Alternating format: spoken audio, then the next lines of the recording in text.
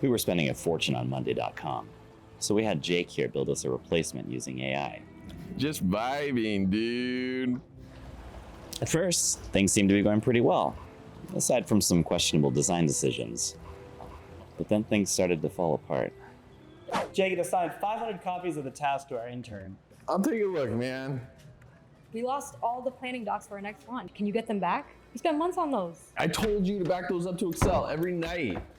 Jake, finance is asking why the task manager you vibe coded is sending Bitcoin to North Korea. Dude, you guys are totally killing my vibe. So now we use GQueues. It's 5 times cheaper than what we had before, has all the features we need, and best of all, it's run by professionals, so it just works. And Jake? Don't worry about Jake. He's still...